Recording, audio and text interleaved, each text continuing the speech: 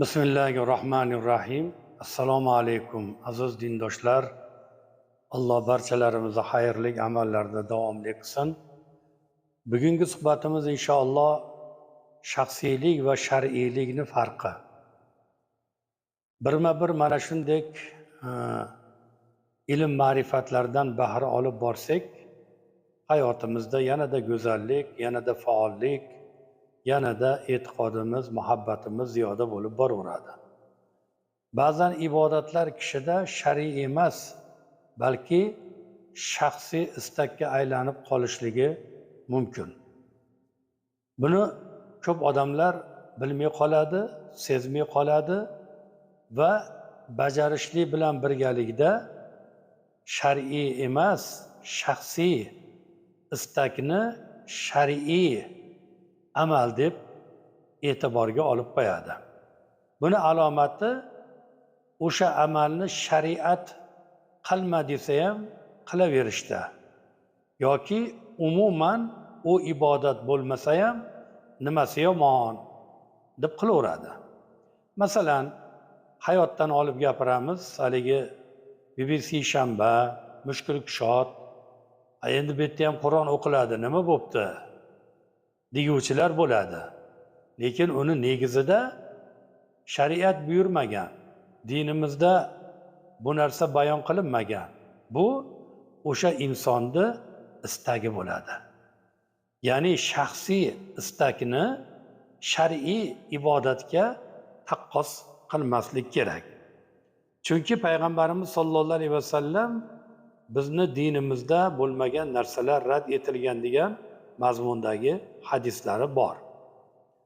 Endi shu mana shu istak bilan shariat buyrug'i va shaxsiy istakni farqini bir tarixiy ulamolarimiz tarixiy misol keltirishadi. Shuni aytib o'tmoqchiman. Osmon roziyallohu anhuning sadoqati bu haqida. Hudaybiya sulhida Rasululloh sallallohu alayhi vasallam boshqa sahobalar umra niyatida ikrom bog'lab Makka tarafga kelgan edilar. Endi o'sha davrda mushriklar ularni Makkaga kirishdan to'sishdi. Rasululloh ular bilan muzokara olib borishlikni Osmon roziyallohu ta'ala anhuning zimmalariga qo'ydilar. Va ular bilan muzokara o'tkazishlikka yubordilar. O'shanda mushriklar Hazrati Osmonga aytdilarki, istasang o'zing tavof qilib o'rgin. Biz qolganlar haqida bir o'ylab ko'ramiz degan gapni aytishdi. Shunda Osmon roziyallohu anhu aytdilarki, javobni qarang. Rasululloh sallallohu alayhi vasallam tavof qilmagunlaricha men ham tavof qilmayman deb javob berdilar. Keyinchalik sahobalar u kishini tavof qilib kelgan bo'lsa kerak deb gumon qilishdi. Shunda Hazrat Osmon aytdilarki, menga naqadar gumon qilyapsizlar a? Allohga qasam, agar Makkada 1 yil muqim tursam ham Rasululloh sallallohu alayhi vasallam tavof qilmagunlaricha tavof qilmas edim deb javob berdilar. Bayhaqiy rivoyati. Demak, imkoniyat berildi, lekin bu kishi qilmadilar. Chunki bu kishini vazifasi muzokara qilgani borgan edilar. Aslida umra Rasululloh uchun emas, Alloh uchun qilinadigan ibodatdir. Lekin Osmon roziyallohu anhu Makkaga umra qilgani emas. Ya'ni elchisi bo'lib, Rasulullohning elchisi bo'lib borib, yuqorida aytganimizdek vazifasi boshqa edi. Buni istamadilar. Aks holda ibodat deb o'ylangan bu ish o'sha paytda mushriklarni takliflarini qabulini yo'q qilib, "Xo'p bo'ladi, men kirib tavof qilay" desa, Hazrat Osmon roziyallohu anhu shu yerda yo'llarini yo'qotgan bo'lardilar. Shuning uchun ko'zlarini oldida o'sha Ka'ba turgan bo'lsa ham nima qildilar? Tavof qilishdan bosh tortdilar. Bunga keyinchalik payg'ambar alayhissalom ham iqror bo'ldilar, ya'ni ma'qulladilar. Bugungi holatga e'tibor bering. Bugun bir kishida shunday vaziyat bo'lsa nima qiladi? Tayyor fursat bo'ldi deb o'ylab o'tirmay tavob qilishlikka kirishgan bo'ladi. Shunda bizda shaxsiy va shar'iy istakni farqlash etmay qolyaptimikin? Ya'ni mashaqqat bilan haj qilish kerak deb velosipedda umraga ketayotganlar, yo'llarda qiynalayotganlar, 8 ming, 10 ming kilometr masofani velosipedda bosib borib bo'ladimi? Bu shaxsiy istak. Lekin shariat buni buyurmaydi.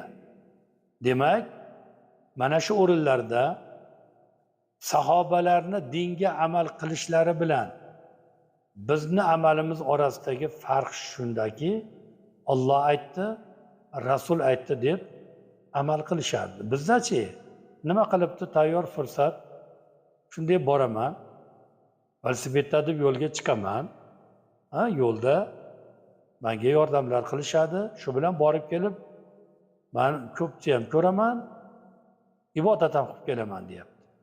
Bu shaxsiy istak. Shuning uchun azizlar, aylanma yo'llar bilan umraga borish, hajga borish bugun ko'pchilikni qiynayotgan eng katta muammo shu. Mana haj mavsumi boshlanyapti. O'tgan yili ana shunday yo'llar bilan borganlar Arofat maydoniga kirisha olmadi. Bundan ortiq alam bormi? Bular ya'ni voqelikda o'zlarini istaklarini mana shu qonun yo'li bilan shariatga muvofiq ibodatni qilgan bo'lardilar. Ya'ni hukumat tomonidan borib bemalol ibodat qilib kelsa bo'lar edi. Lekin boshqa yo'llar bilan, boshqa ba'zi bir firmalar aldab bularni olib borib tavob qilinmasdan kelishib, mana juda ko'p ijtimoiy tarmoqlarda bular haqida ko'p narsalar yozishdi. Qanchalik haqiqat, lekin buni ishonsa bo'ladi. Bo'ldi, borib kelamiz, arzon ekan. Ba'da 70 million bo'lsa, bu yoqda 50 million ekan, 20 million yonimga qoladi deb ketishlik yaxshilik emas.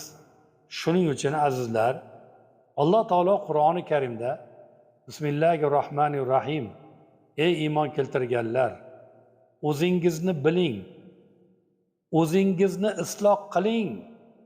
Agar siz hidoyat topsangiz, adashganlar sizga hech ham zarar bera olmaydi. Siz o'zingizni hidoyatingiz bilan kurashing. Yon atrofingizda sizni hajga borolmadi deb malomat qilishligi mumkin. Yoki bo'lmasa falon ishni qilmadi deb malomat qilishligi mumkin. Agar siz o'zingiz isloh bo'lsangiz, u qolgan sizni adashtirishlikka harakat qilayotganlar, siz ularga javob bermaysiz. Shuning uchun azizlar, mana shu o'rinlarda payg'ambarimiz sollallohu alayhi vasallamga Alloh buyurdiki, Bismillahirrohmanirrohim, sizni zimmangizda faqatgina yetkazish, hisob kitob esa bizning zimmamizdadir deb Alloh bayon qildi.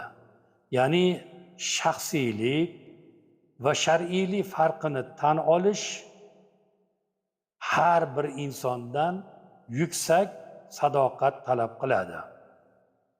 Va Alloh aytayapti, Bismillahirrohmanirrohim, ey iymon keltirganlar, Allohdan haq va rost qo'rqinglar va sodiqlar bilan birga bo'linglar. Sizni yo'ldan adashtirmaydigan, sizni fikringizni buzmaydigan,